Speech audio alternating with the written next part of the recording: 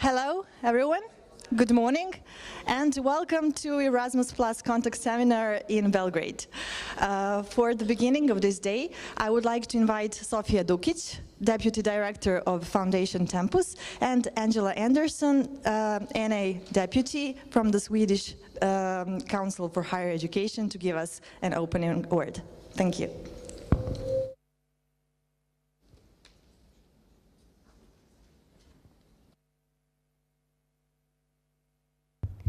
Good morning, everyone. On behalf of the Foundation Tempus, National Erasmus Plus office in Serbia, I would like to greet you and say that we are really pleased and honored that you are today here. We are organizing this event with our colleagues from Swedish National Council for Higher Education, who are promoting Erasmus Plus and other programs for international cooperation in higher education.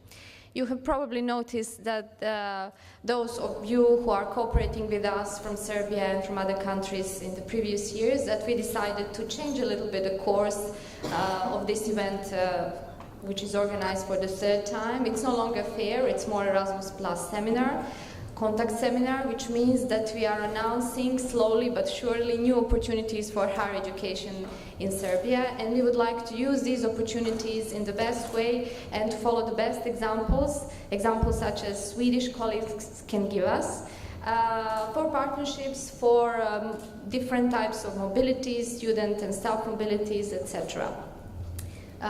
We sincerely hope that you would use the opportunities given in the best way. We are grateful for our Swedish colleagues for bringing us a substantial number of people from the north of Europe. Vi är tacksamma för ert stöd samarbete. And we hope you will enjoy Belgrade. You probably chose the best part of the year. This Indian summer is wonderful for discussing new projects, for different types of agreements that you will make for the future. So I think that's enough for introduction. I would now ask Angela to say what I missed to say, and later on you will be listening more concrete things of these red-chaired people here who are so nicely positioned. Yeah.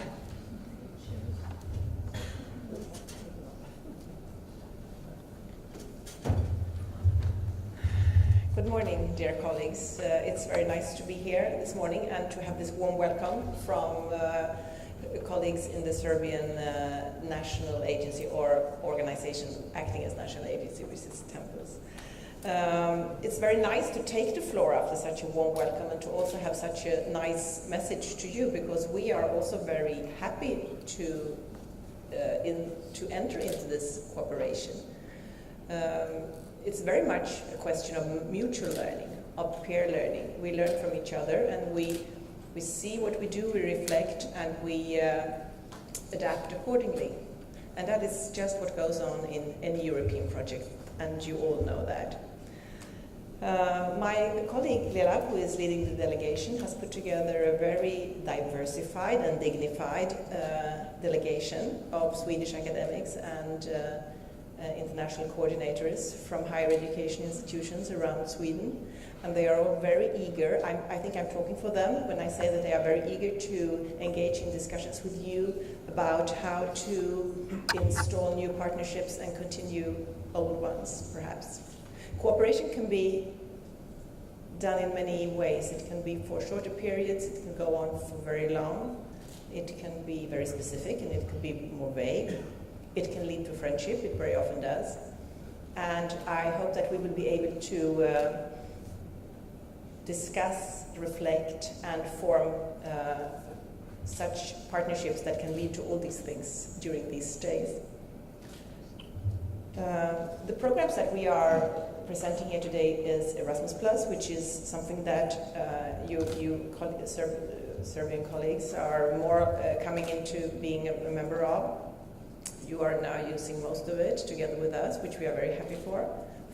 And also another bilateral program, which you all know, which is the Linnaeus program, and we will hear more about this later. I would like to mention something about the Erasmus Plus, because it's a special year for Erasmus Plus this year. It's 2017, it's 30 years since a few European Union members signed the agreement to start a program for the exchange of higher education students. It was not an easy decision. It was actually very much worked against by the big countries like Germany and France. They had, especially Germany and UK, they could not understand why would we have students from a higher education institution go somewhere else. And in the end, it was actually a French president, it was Mitterrand, who made France change their mind and who made the countries sign the decision, and this was done in June in 1987. It's 30 years ago. Sweden was not a part of the European Union then, and we were not a part of Erasmus. Erasmus was then a very small exclusive project for, the first year it was around 1,000 higher education students who most of them spent a year somewhere else. I think there were a few people from France going to Belgium, and it was a very exclusive project. Now, 30 years later, it's a big educational program. It encompasses the whole education sector, from preschool to higher education sector. It includes sport, it includes vocational education. It's one of EU's most successful initiatives, and we are all part of it. And that's really nice. Sweden entered late. We entered in 1992. Serbia entered after. There were countries coming in between, the new member states. This is a program that gradually grows. The last 30 years, 9 million Europeans did what we are doing today. They took part in an event that focused on mobility. They actually did the mobility. The 9 million did the mobility. 9 million Europeans, it's a lot. And at the big, very festive celebration of the 30 years anniversary, President Juncker, the President of the European Union, said that, all right, the first 30 years, there were 9 millions. That's nice. But let's be 9 times as ambitious in the next 30 years. So we are all looking forward to a big program. We are all looking forward to a lot of exchanges and to a lot of nice talks and discussions during these days. And thank you for having us and good discussions. Thank you.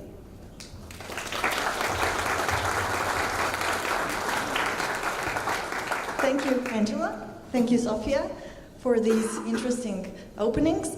And for the beginning of the first session today, I would like to invite Adnan Dautbegovic from the Swedish Council for Higher Education, who will, to begin with, present us with the system of Swedish higher education. Thank you.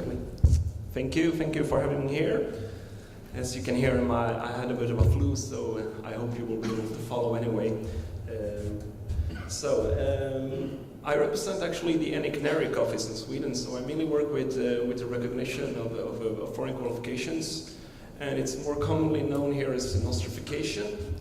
But I will talk a bit about the Swedish higher education system, presenting some key figures on international mobility and how the system works as a whole. And yes, that's of course most important too. Thank you. Yes, so the Swedish Council for Higher Education is a government agency which was established in 2013, and which is a government agency working broadly within the higher education sector.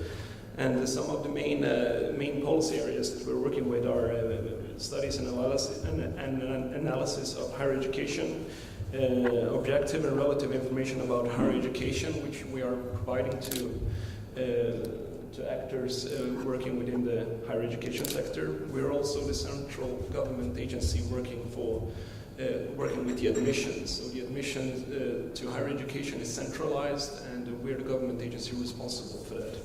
In addition to that, we're also working with international mobility, which we have representatives here today. And we also have the NICNERIC office, which I'm a representative of.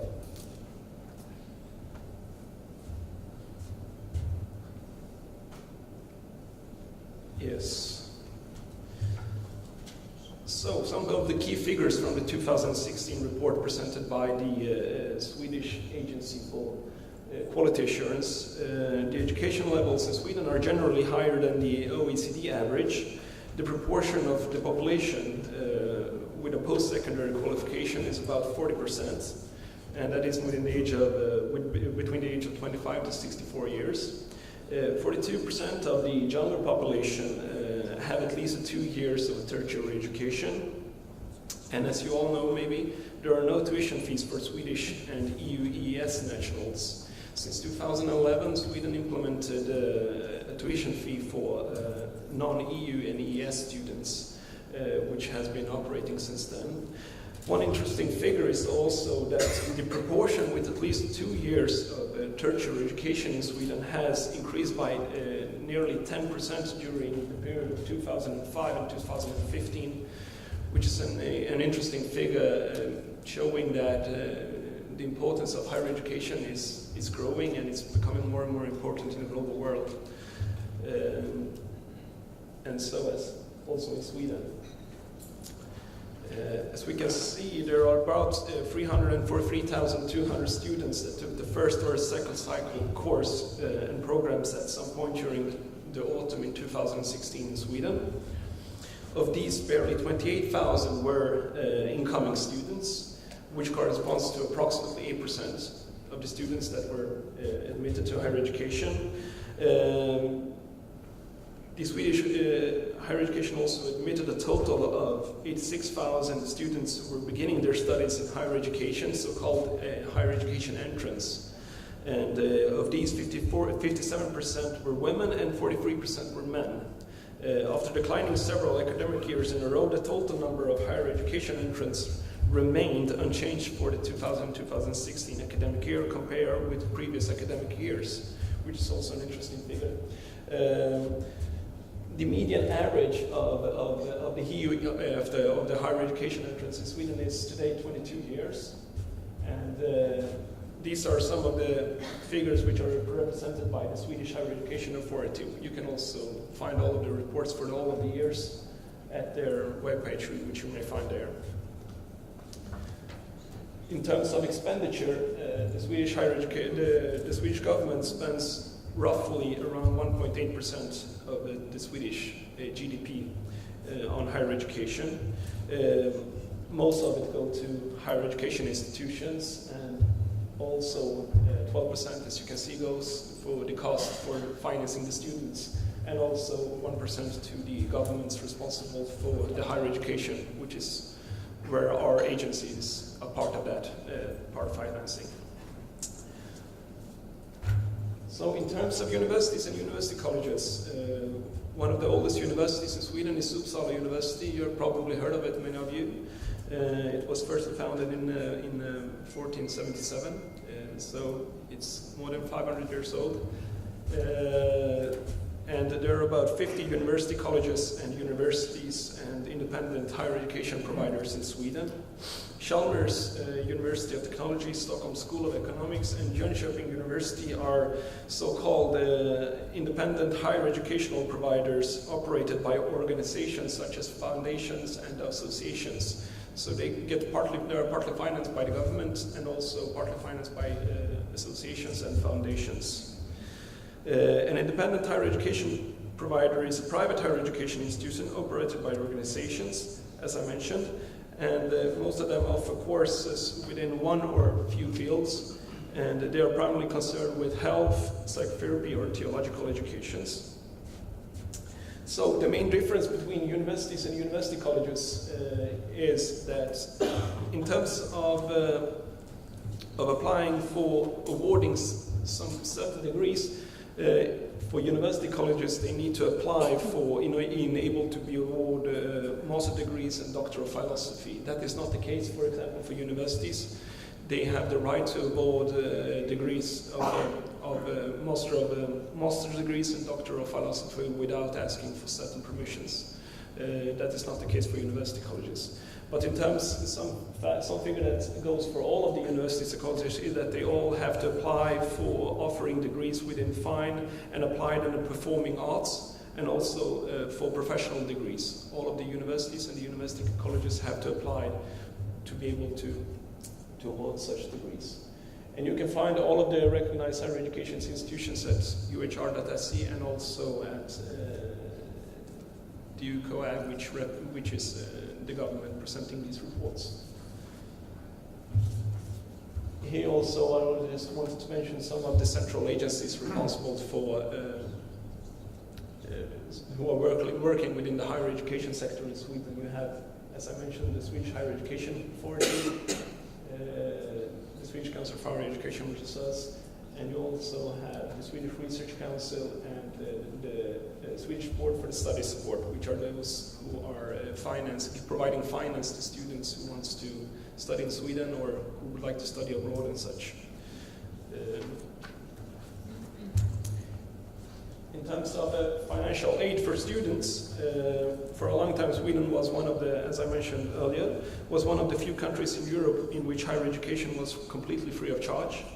In June 2010, the Swedish Parliament enacted a provision within the Higher Education Act stating that the education is free of charge for only citizens from Sweden and from the EU and the EES countries, and that students from other countries would have to pay an application fee and a tuition fee for first and second cycle studies unless they are taking part in an exchange program. The majority of the Swedish students finance their students by the support from the state to cover their living expenses. There are minimum performance requirements which are required in order to achieve such support, and that is that you have to achieve a certain number of credits in order to be able to continue to receive financial support. In 2016, the grant portion of student finance for an academic year of 40 weeks amounted to approximately 28,100 Swedish krona, and the loan ceiling to 70,000 Swedish krona. So the total amount of grants and loans is amounted to approximately 99,000, which is approximately 9.8 thousand euros annually. And in order for the students may receive the financial support for a maximum of 12 semesters or a maximum of 6 academic years.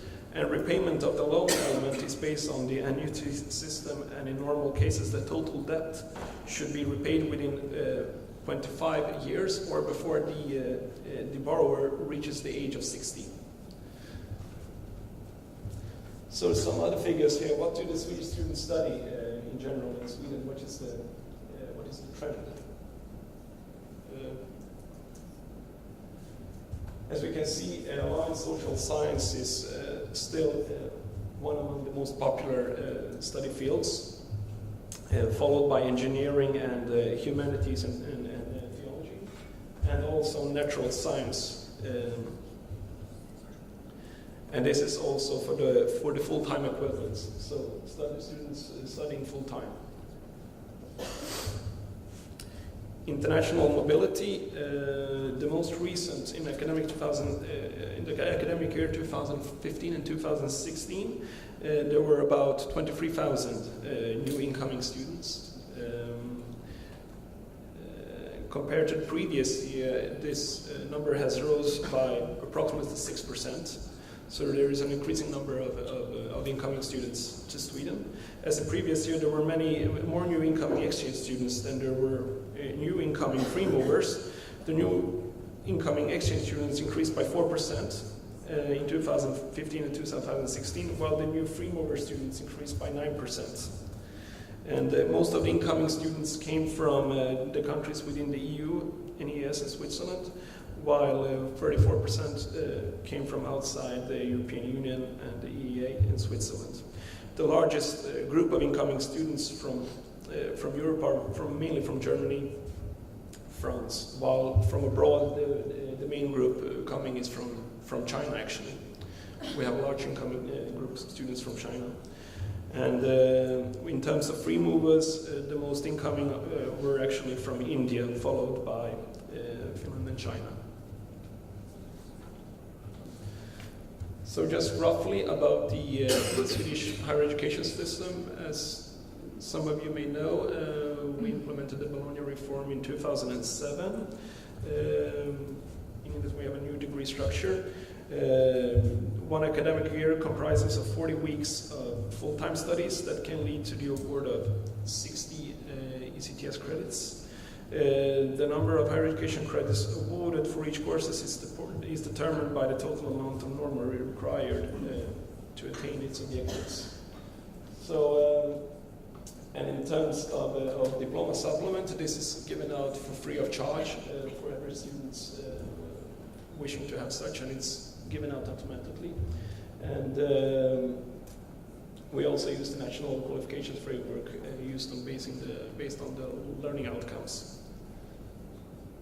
So I'm just going to show you, just also going to show you just a short presentation also about the qualifications awarded. So there are three categories of qualifications which all have the same academic status, which are the general qualifications, and they also have the qualifications in the fine and performing arts, and we also have the professional qualifications. Both the general qualifications and the qualifications in the fine and the applied and the performing arts are awarded within the first, the second, or the third cycle. Professional qualifications are awarded within the first and second cycle and mainly in the regulated professions. A majority of the professional qualifications awarded in the second cycle do not require previous first cycle qualification, and the programs leading to the award cover both cycles. So here we, for example, have the first type. We have a short cycle qualification, a general higher education diploma, which corresponds to 120 CTS credits. We also have the bachelor's. We have the 3+2 or 3+1 also. You can also do such studies. We have a 1-year master and 2-year master degree. And we also have the 1-year Master of Fine Arts and 2-year Master of Fine Arts. And we also have 22 different second cycle professional qualifications for example, Master of Architecture, Master of Civil Engineering and so forth, and Master of Science and Medicine. And the PhD studies are also 3 years, correspond to 3 years, and we also have a specific licentiate degree which corresponds to 120 CTS. It is considered as a half PhD. Some of you maybe remember the Yugoslav higher education system. It's quite similar to this one. The licentiate degree can be compared to the old Magistar Nauka, which you had, which does not longer exist in Serbia. And this 2-year degree corresponds to the 2 years that you had in the previous Yugoslav system. And so that is mainly it, for you to better understand the system. The Swedish system has decided to keep the licentiate degree and also the 1-year master when implementing the Bologna system, which was not the case in Serbia, as I have understood it. But yeah, that was mainly it. And if you have any questions, I will be pleased to answer them. So thank you.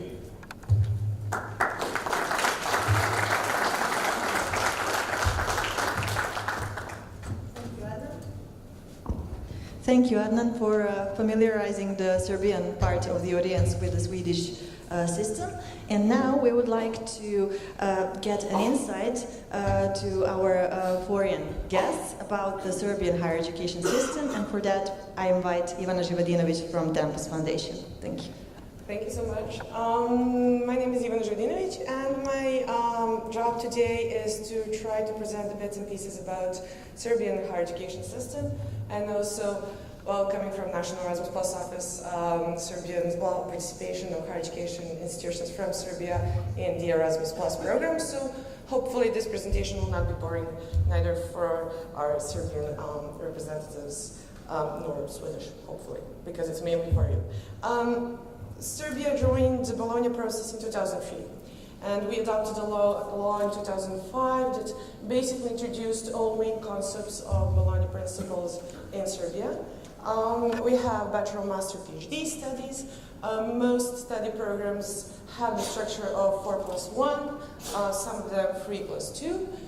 We of course have ICTS, and we are, as I guess any country, are still struggling with recognition of qualifications. But we are working hard on it, so there should not be, if you are participating with Serbian higher education institutions, there should not be any problems with recognition of qualifications or degrees. Of course, we introduced the accreditation system in a few years back, in 2005, and now each and every higher education institution in Serbia has to be accredited in order to offer study programs or degrees. All higher education institutions in Serbia, both private and public, do have accreditation of both study programs and accreditation of higher education institutions themselves. And later on, you will have a link of all accredited, where you can find a list of all accredited higher education institutions in Serbia. Of course, the national accreditation is awarded by the National Accreditation Commission for Accreditation and Quality Assurance. And now we have a new law on higher education that for the first time introduces the importance of European integrations and participation of the Republic of Serbia in European programs.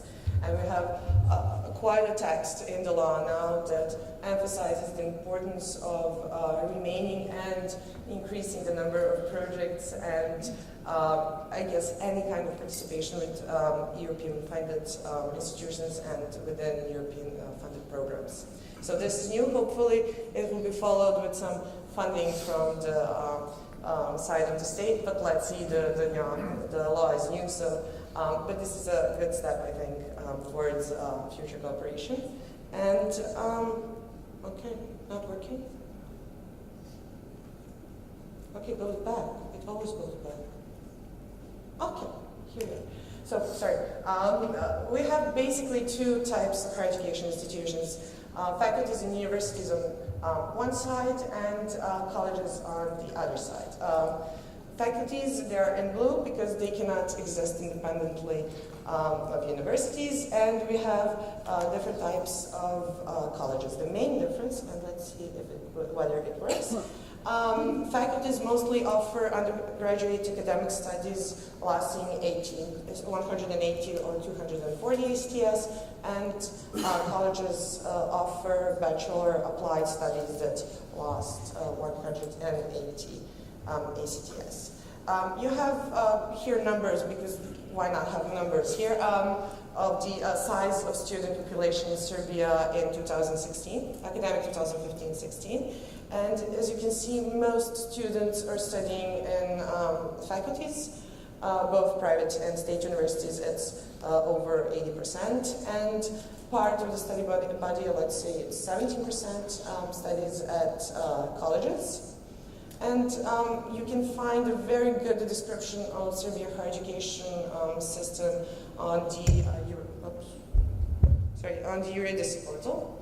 And there is an address there, so that you can find much more details on Serbian higher education system there. And again, two main types of higher education institutions based on the, who funds them and who founded them, private and public higher education institutions. And it must be said that they have both equal status in when participating in the Erasmus Plus program. There are tiny differences, but in general, all students coming from either private or state universities have the same status, same rights, according to the law on higher education. As I said, we have 3 cycles, bachelor, master, PhD, and we also have integrated study programs, mostly in medicine and pharmacy. And this is really nothing new, so I will just skip it because we don't have a lot of time. Participation in the Erasmus Plus program is something that we are a bit proud of, if I may say so. Serbian higher education institutions participated in the Tempus program, and we accumulated a lot of experience in that program. And then the Erasmus Plus came, and Serbian higher education institutions started applying for I would say mostly for the capacity building in higher education programs.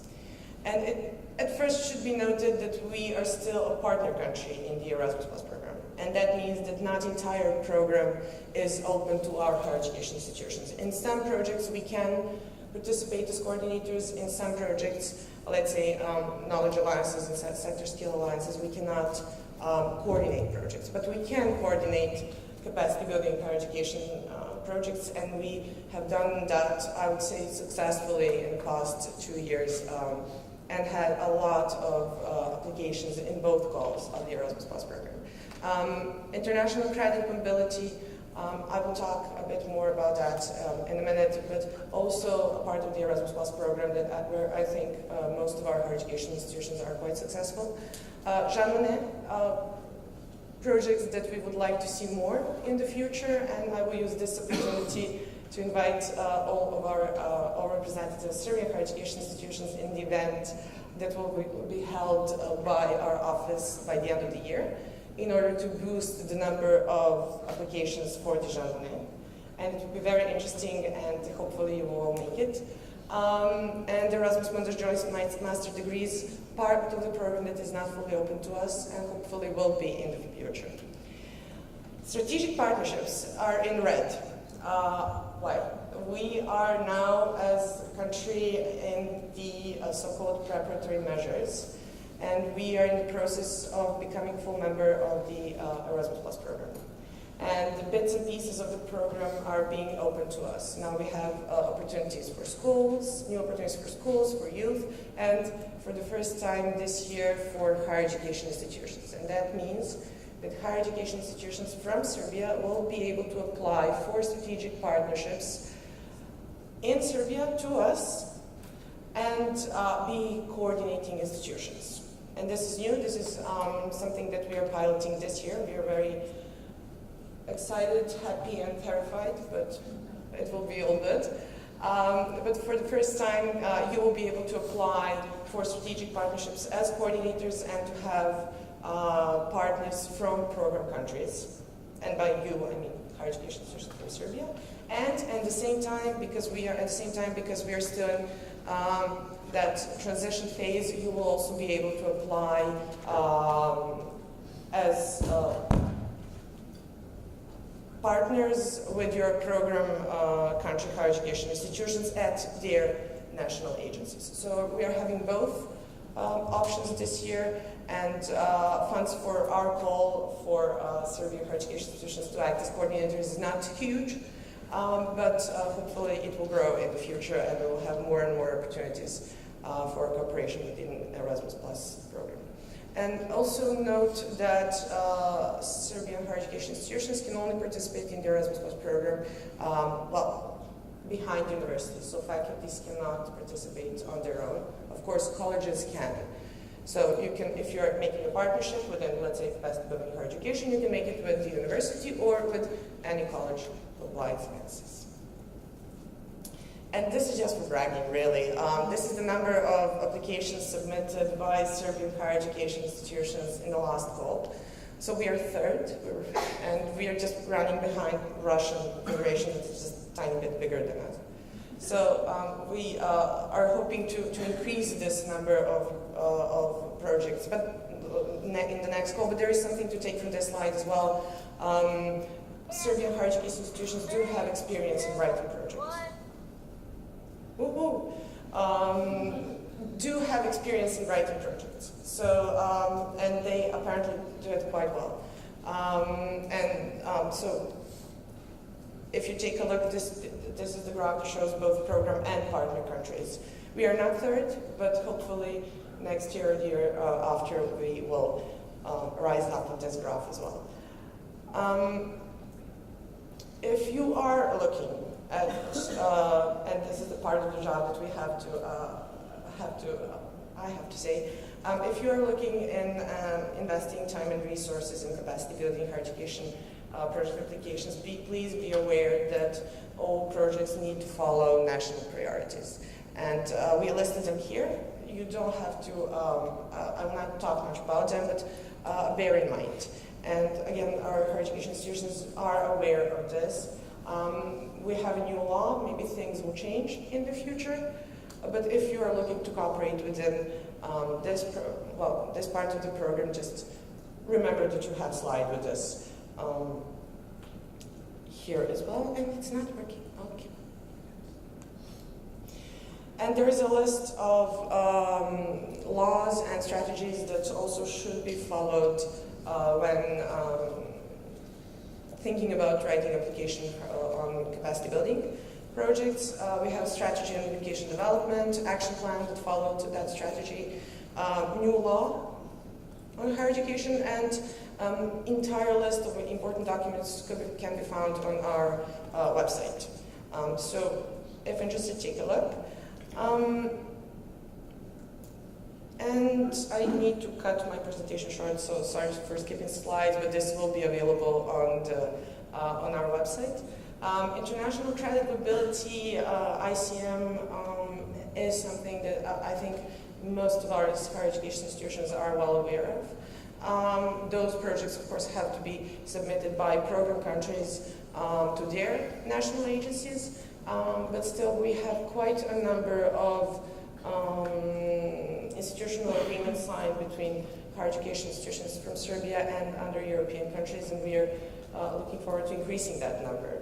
So again, there is some experience to build on, but also I think the number of people sitting here show that there is a need to increase that cooperation and willingness to do so. So, of course, there is a very, very handy website that we made by Study in Serbia, where you can find entire list of higher education institutions from Serbia and their study program in English.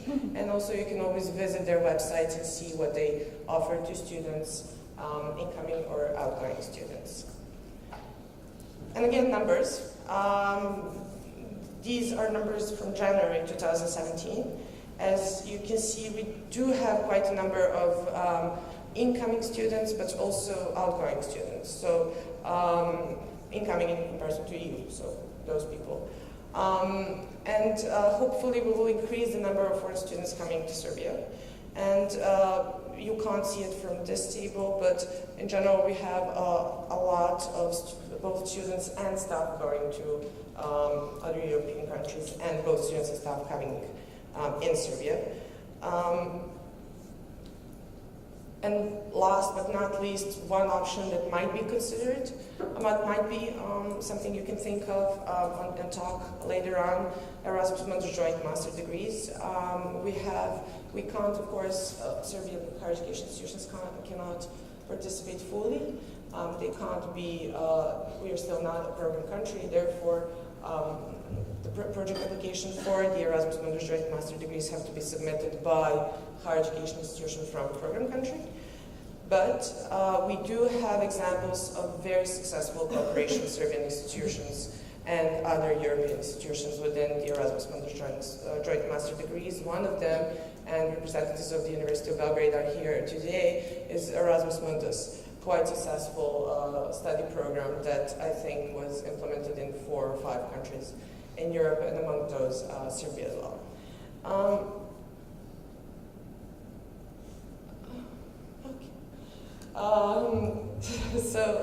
This is it. I managed to finish my presentation by 11. And we will be here, my colleagues, and I would like to use this opportunity to introduce them to you. So we have Nemanja Dragicevic there from the Foundation Tempus. You already met Sofija, Tanya, and Nina there, and Darko, who is not somewhere outside, guy in blue something. So feel free to ask us anything, anything really at all. I did not want to present more about the Erasmus Plus here, but we will be available all day if you have any questions on details on how to participate in specific projects. Feel free, we're here for you all. Thank you very much.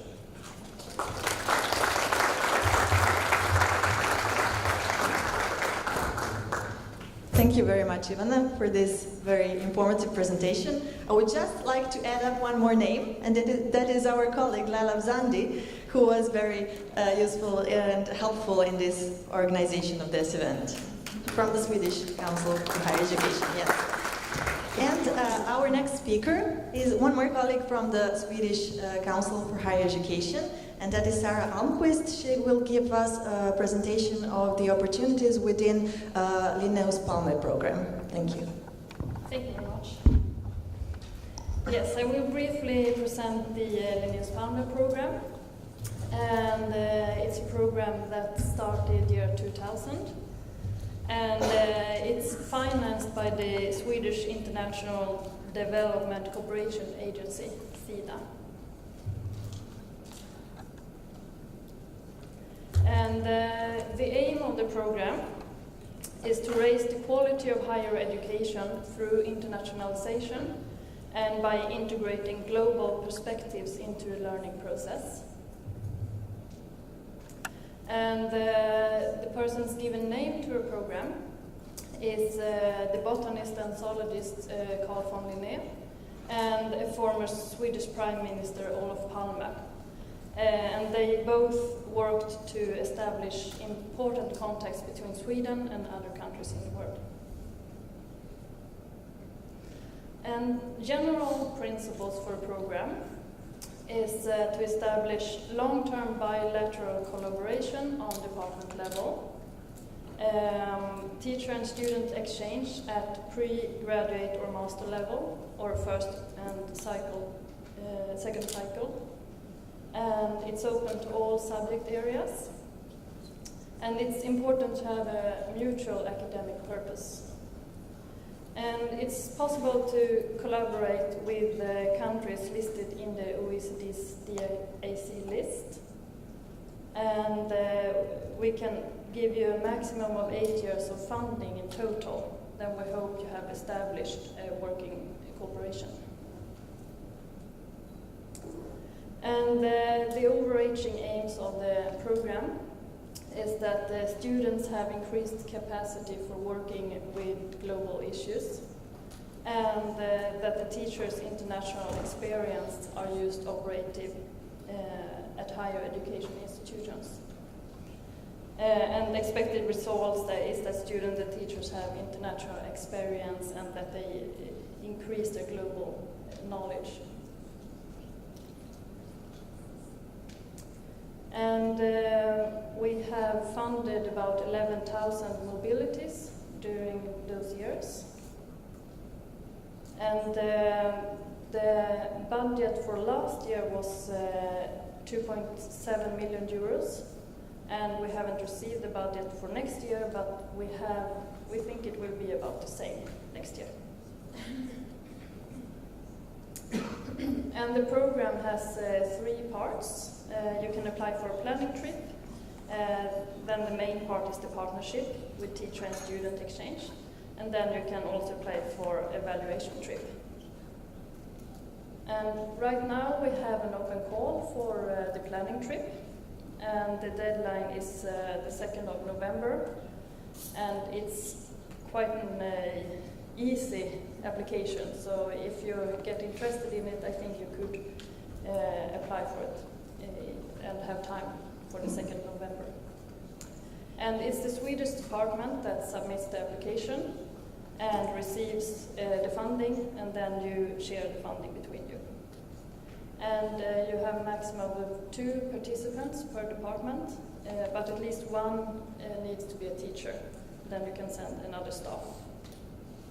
And the standard grant is €2,000 per participant. And in this call we have priorities. And the first priority is specially selected countries. And as you can see, Serbia is one of the priority countries. And then the second priority is teacher education. And then it's open for all the countries on the OECD's DAC list.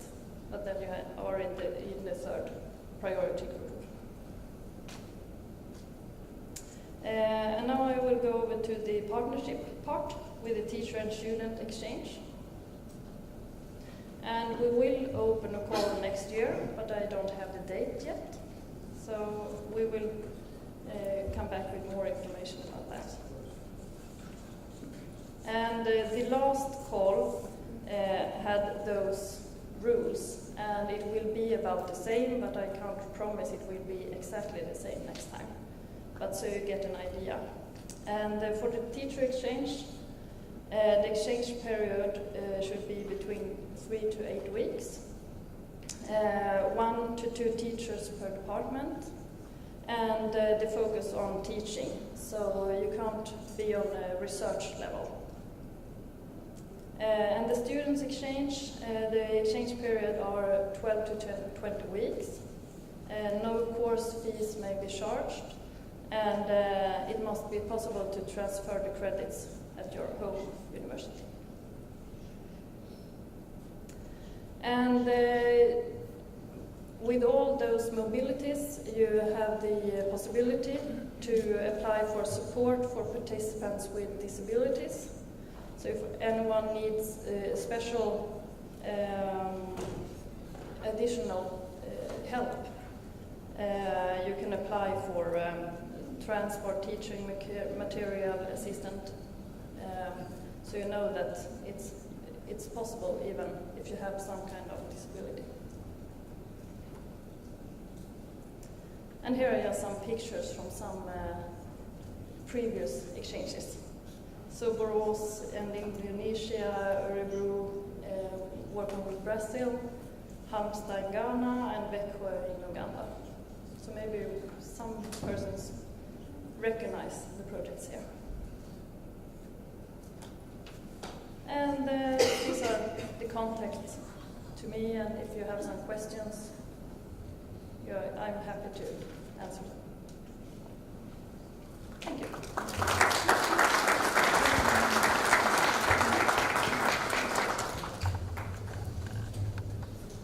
Thank you, Sara. And last but not least in this session, we will hear a presentation of Mr. Niklas Nannskog from the Lund University. Okay, thank you. Hvala, Tanya. Yes, so as previously said by Ivana, Serbia is a very, very active country in ICM, and one of the universities is, to my understanding, the world leader in partnerships. So I wouldn't call this best practice, it's more a practice of a program country. So to give you a little bit of background about my university, we have around 7,000 employees and 70,000 students, so it's quite a large university. And to coordinate a program like ICM can sometimes be a little bit tricky when there are so many wheels at the university. So I'm going to go through how we work in the different phases of ICM. And if you have any questions, either raise your hand or talk to me during lunch. All right, so our internal structure is that we have an ICM coordinator, which is me. We have mobility coordinators for the different levels. So we have one person handling students, one PhD, and one for staff. And then we have something in our office called regional coordinators. So each person handles a region of the world. So someone handles Europe, and that person handles Western Balkans and Serbia. So before we make an application, this is the phase where we're in now, we present ICM at several Erasmus info meetings around our university. On requests, I go to different faculties and institutions and tell them about all of the different kind of cooperation mechanisms in the EU. We discuss a lot. We're not friends all the time. We have an internal process, and we've done different ways during the different years. So in 2015, we reached out to the faculty representatives to get their input on where and who they wanted to work with. In 2016, we did a little bit of a mistake when we sent a link to all employees at our university. So we had, I think we have like over 1,000 different programs that they wanted to apply for, which is impossible, of course. Last year, we went through the faculty representatives, and we also have something called an international council, which is representatives from all the 7 different faculties, which works pretty good, and we're going to do the same thing this year.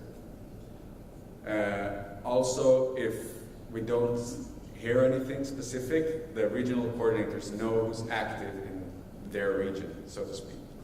So we can also collect things that way. So, like I said, I compiled the different interests from the faculties at this meeting with the International Council. We prioritized them. The regional coordinator, after the International Council, makes a suggestion in their region based on budget, how and why we should cooperate with certain universities. And as you may or may not know, the budget for ICM in Sweden is very, very limited. And we don't want to compete with ourselves, so maybe we don't apply for everything in a region that we want to. The Vice Chancellor basically in the end approves the application and we send it in after we screen the language and do the final touch. So after the application, the regional coordinators have to write a motivation to persons whose project we didn't apply for. And then I have the lovely job of taking their phone calls, which is not a fun job. The national agency, my colleagues, they give us the results a few weeks later, and I inform those at my university who has applied, and the regional coordinators inform the partner universities involved. Then we reach the part of implementation. So the regional coordinators at our university are responsible for bilateral agreements, just as they would for any bilateral agreements. That's our central level. The sending university always have to have their own selection of students and staff. I've been asked to handpick students on several occasions, which is not good. This has not happened in Serbia, by the way, but it's good to know. Students are handled as our normal exchange students. The ICM mobility coordinator, my colleague, gets informed when students get nominated for ICM. If we have, for example, an agreement outside ICM and an agreement inside ICM, it's sometimes difficult to know which students come under which umbrella.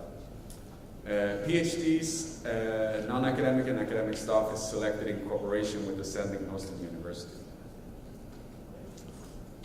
And we've created like an online questionnaire that staff and students fill in. And with that information, we send all necessary documents to them, insurance certificates, invitation letters, and so on and so forth. So I think I'm going to skip a little bit here. This is like the processes and the databases that we use in-house, which really my colleague does a lot more than me. So the regional coordinator, like I said, submits the nomination to the ICM mobility coordinator, which is my colleague, and then he creates a record in our databases. And this is how it looks. It's been a little bit more modernized since I made this presentation, but pretty much this is how it looks. So before mobility, we send emails outlining the process and action items, and we've created different kind of folders about living in Sweden, living in Lund, how ICM works, and so on. And of course, all the necessary documents that we need from the EU to get funding. This is a profile that we have. This is again from the online database that we have. This is 2. So before the mobility can happen, we need to collect the grant agreements, the mobility and learning agreements, flights, passports, so on and so forth, and provide documentation to the people who are coming. This is a fun picture. Before the mobility, we give the students and staff a card, like a debit card that they can use during the time they're there. It looks like this. Again, the database. During the mobility, if it's exchange students, we do follow-up. But the most important follow-up is when we pay the last 30% to the students. And that's also where we sometimes run into troubles, because our different faculties have different dates. So the academic semester officially is from August till January, but some faculties have their last tests in December. And this is sometimes, there's no point for the student in staying, and if they're not staying, I cannot pay them any money. So this is what we give them, a preliminary confirmation of study period on the second meeting.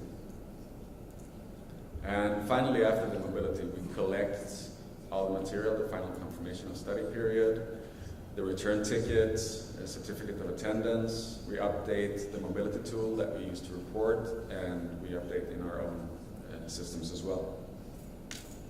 So some challenges with ICM, I don't know if you recognize these or not, but it's sometimes different that all the different types of mobilities have different documents, and that makes streamlining extremely difficult compared to other EU programs.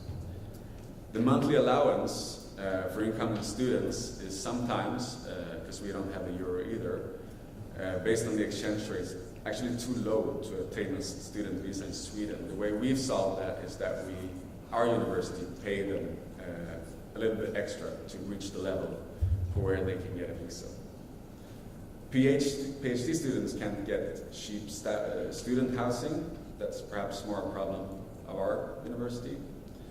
Like I said before, the end dates of the incoming mobility versus the amount that they're entitled to. Sometimes there's very long phases when people expect a certain sum of money and that's not what they will have in the end. Info about and documentation about selection procedures with new partner universities, which is not really a problem with Serbia. The online EU survey that students and staff are supposed to fill in after mobility, we notice it's a little bit of a problem because we have no leverage. So people do it, hopefully, but if they don't, we cannot really do anything. A problem that I've encountered is that Lund University, Sweden, the EU prioritizes countries differently. So for example, there's a huge budget for Russia, which STINT doesn't prioritize our state. Linnaeus doesn't have that priority. My university doesn't have that priority. So it's sometimes difficult to push projects through in regions where there's lots of funding, but there is no initiative for my university to do collaboration there. And it's too many chefs. In the first project we had 122 mobilities at 46 different universities in the world. So the idea for future cooperation is to streamline it and not be all over the world at once. So thank you very much.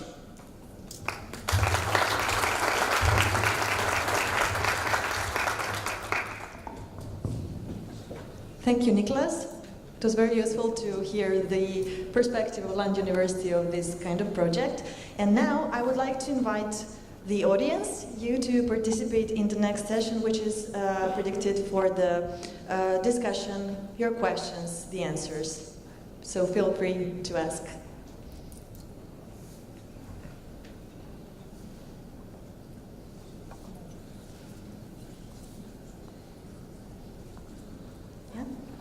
Of course. Just a very general question from, I think the students would be interested in hearing. So how many here does have a existing collaboration with Swedish universities, either with an Erasmus Plus or any other funding opportunity program? Sorry? Which university do you have? With Mälardalen. Okay, we actually have a representative from Mälardalen. And that is our representative from Mälardalen. Joachim?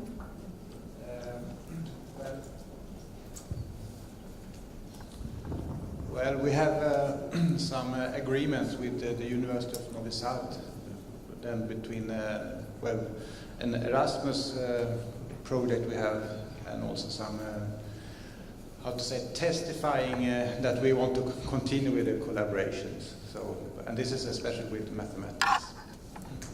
We have Novi Sad here. Yes. Faculty of Sciences. We have the collaboration. Yeah.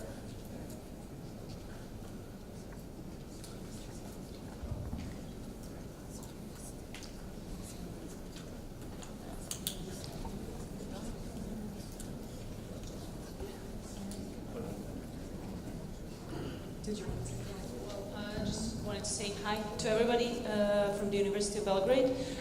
We have cooperation with 5 universities through the Erasmus Programme, Swedish universities. One of them was Lund, but we actually didn't focus on this cooperation. Maybe this would be a good time to maybe rebuild on that partnership, and I look forward to meeting other colleagues from Sweden here. You guys are really making me run here. Sorry.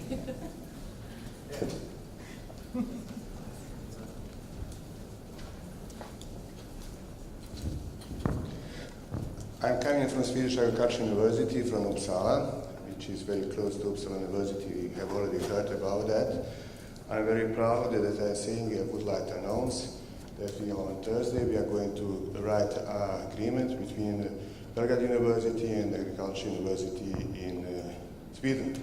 So, which means that we open all these things that the students can search money, and we also from Sweden part can search money for continuation of collaboration. I'm also working as a guest professor here on Belgrade University, and very broad collaboration, and have been supervising many students from Belgrade University. I am very proud about it. Thank you. Does anyone else have a question? No? You're being very shy. For the Linnaeus Programme, I actually have a question. How many partnerships have we funded with Serbia, do you know?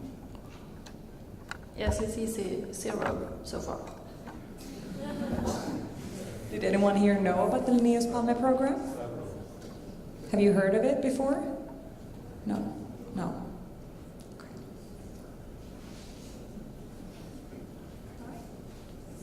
Any questions? No. Okay, there is one.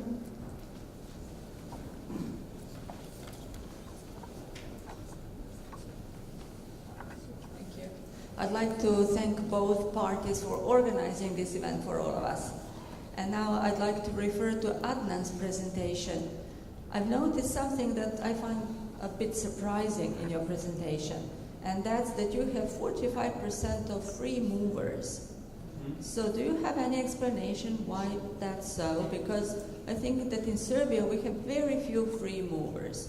Are your students more independent, less dependent on institutions, or, you know, the rules of the program, or what?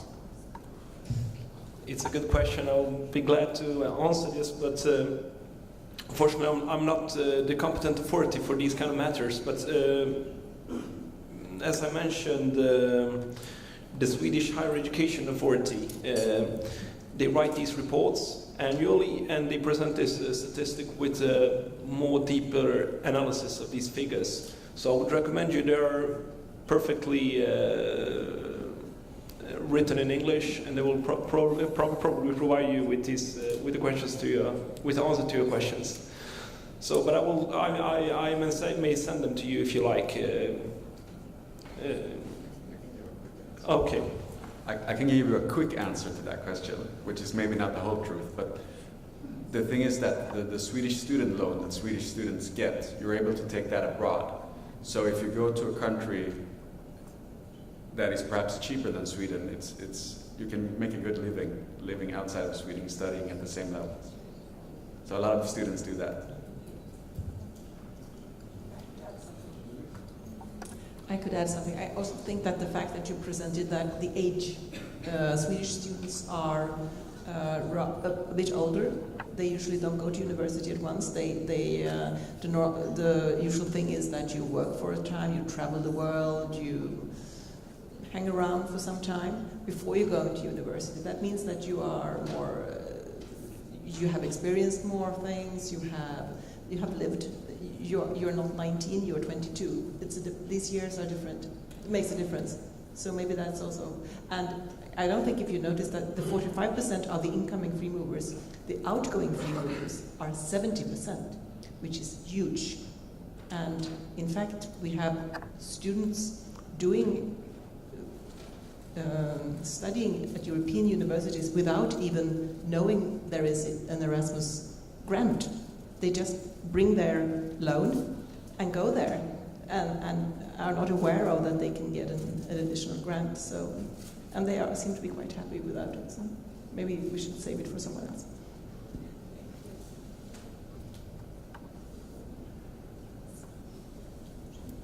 Hello, I'm Ivana, Faculty of Music, University of Arts in Belgrade. I have a question regarding Linnaeus Programme cooperation. So our faculty was involved in one SIDA helped program. It was development of higher education institutions in music in Western Balkan countries.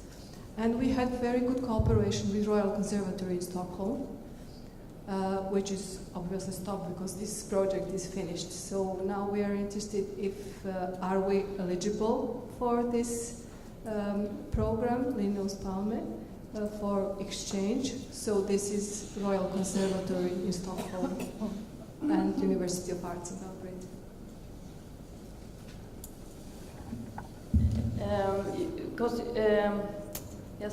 And question, because you haven't had a cooperation for 8 years between between your department and the other department. Well, it was not with this Linnaeus Programme program. It was, I think it was completed maybe 10 years ago. Okay. And I think that it lasted 6 years, but I'm not certain about exact timing of the project. I would say you are eligible.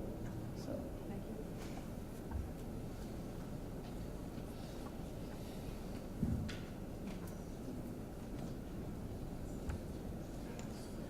you.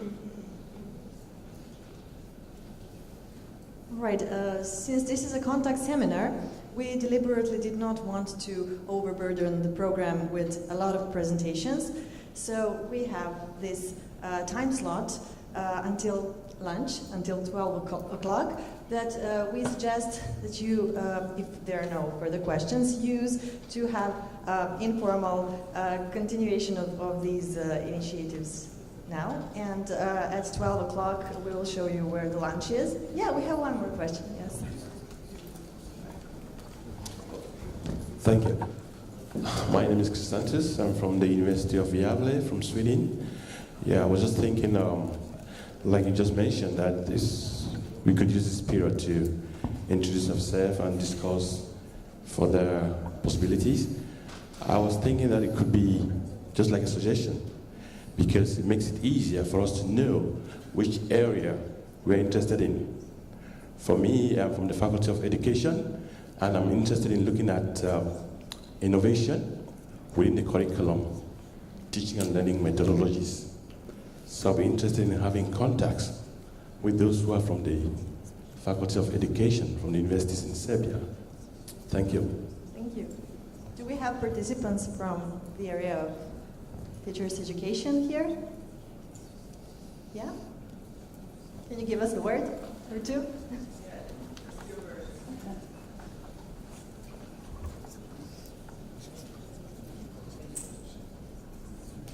Thank you. I would be very glad to talk to you all later, because I am working in the field of teacher education within a Center for Teacher Education at the Faculty of Philosophy. So I had the Tempus project that aiming at developing a master program for subject teachers. Actually, I have a lot of experience in teaching itself and in research in this field. So, from my side. Thank you. And one more notice. We would also like you to invite you to hopefully stay after lunch as well, because this other session today is dedicated to the discussions in circles, which will be organized by the subject areas. So we predicted this kind of discussions also later on. And we just have a short suggestion before you guys go on the lunch break or before the lunch. Could we just have the Swedish participants here just say their name and their institution, so you know whom to hunt? I'll start with you here. I am Jan-Erik Lundqvist, coming from Linköping University, and my main area is engineering. But I'm also very interested to run projects related to the development of higher education, the Bologna process, national qualification frameworks, everything related to that. Thank you. Hello, my name is Katarina Lundahl and I'm from Linnaeus University, Sweden, and from the Faculty of Technology, and I'm here with a professor from within mathematics.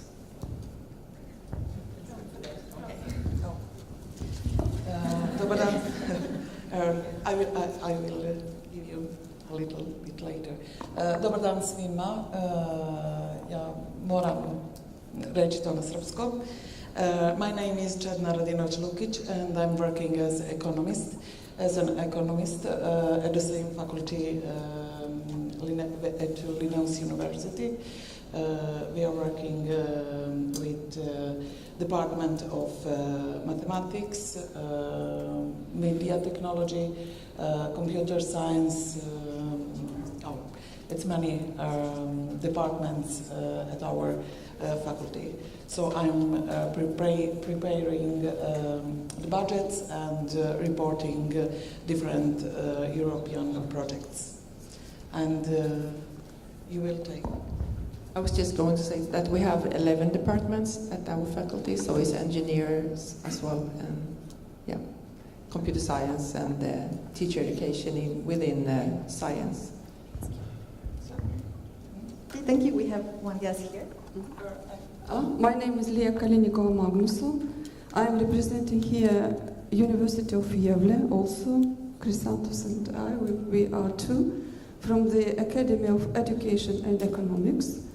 And I really am interested in inclusion in higher education in more general sense. But my personal research and teaching profile is special education and inclusion.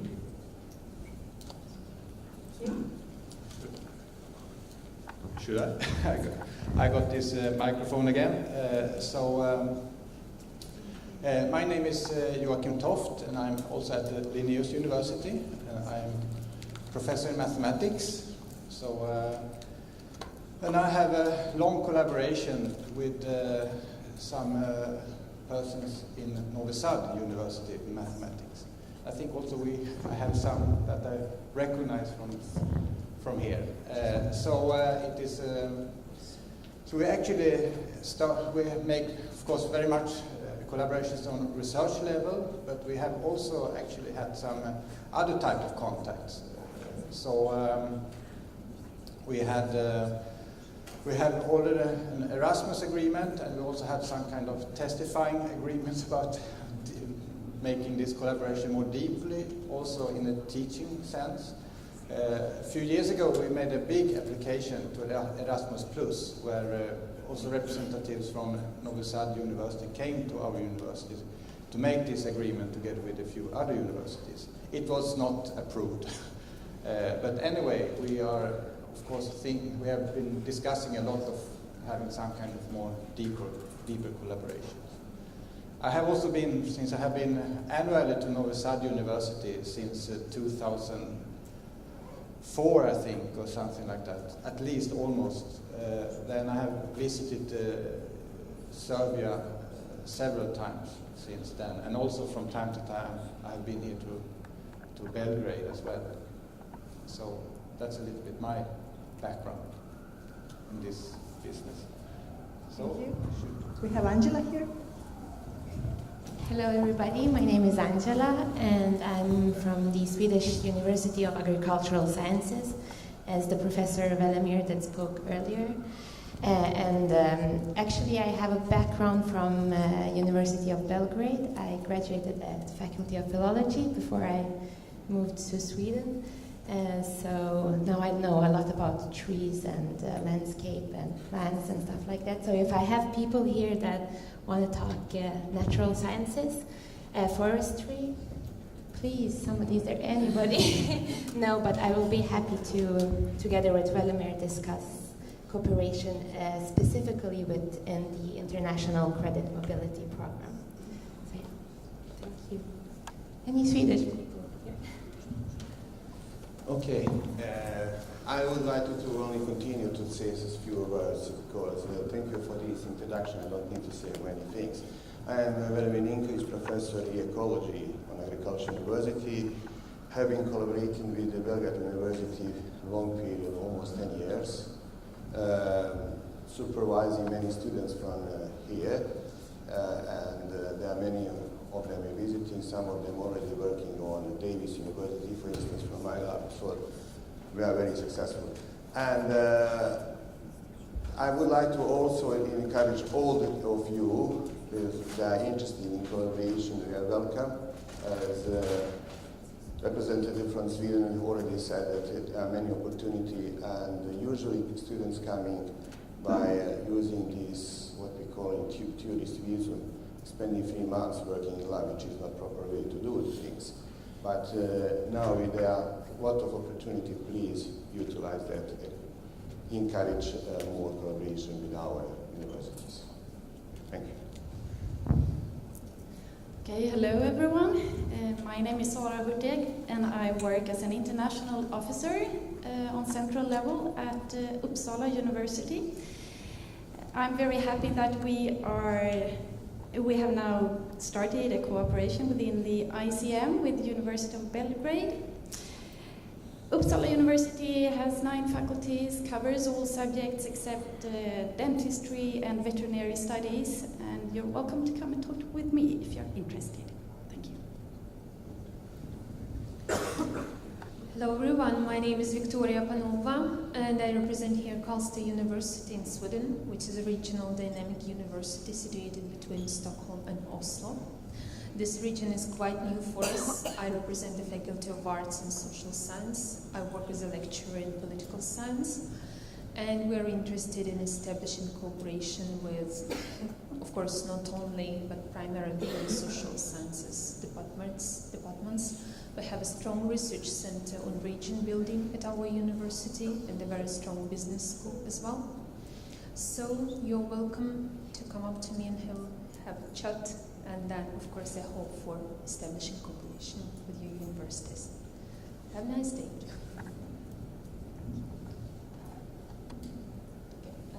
Hello, everyone. I guess I'm the only Norwegian participant here. And first of all, thank you to my Swedish colleagues for inviting me here as well. My name is Tatiana Fedorova, and I'm representative of Norwegian University of Science and Technology, Campus Gjøvik. Norwegian University of Science and Technology, or NTNU, is the largest university in Norway, and our main focus is engineering and technology, computer science. And so if everyone would like to have some cooperation in these fields, you're welcome to come up to me and ask any questions.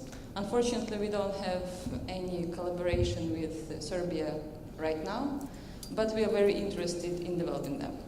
So welcome to come up to me. Thank you. Oh, you have with University of Nations. Oh, sorry, I guess like my campus doesn't, so. But the university does. Sorry.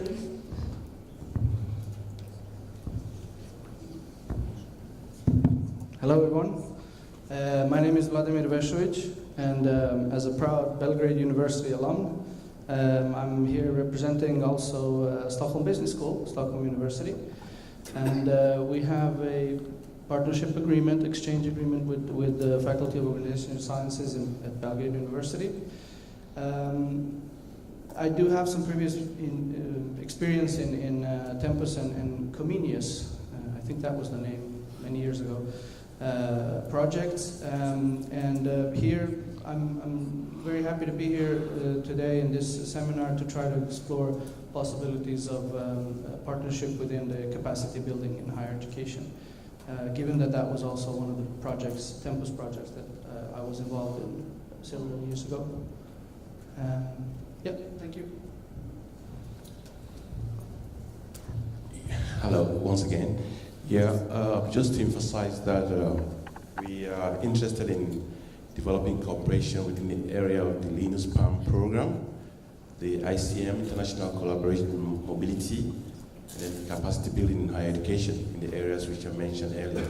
That is the teacher training program, looking at innovative methods within the teaching and learning methodology to improve learning process. So those who are interested can contact me and Leah from Högskolan of Gävle. Thank you. Hello, my name is Dautbegovic. I'm from Dautbegovic in Sweden.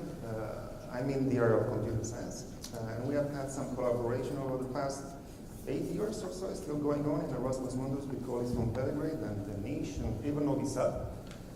So I'm looking forward to seeing how to continue on that collaboration and also how to establish new ones, maybe in the framework of ICM.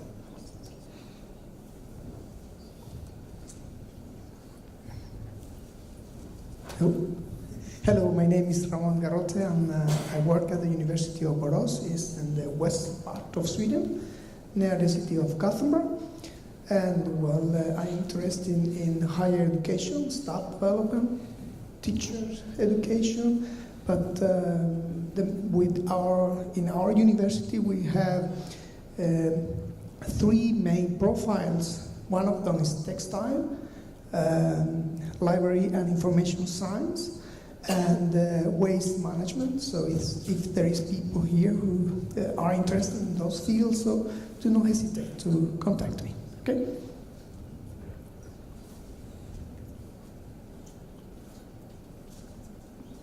All right, so we would like to thank all our Swedish participants for these, for the presenting themselves. It would not be so practical to have all the Serbians present themselves, so we one more time encourage you to stay in the other session to have more direct discussions in your area of interest. So, if there are any questions now? Okay, so anyhow, we hope that after today's event, the number of collaborations that we can declare will be larger. So, okay, practical information. We have lunch at 12. It will be in the restaurant near the main lobby of the hotel. We can also show you the way there. And until then, please feel free to have informal discussions in the meantime. Thank you.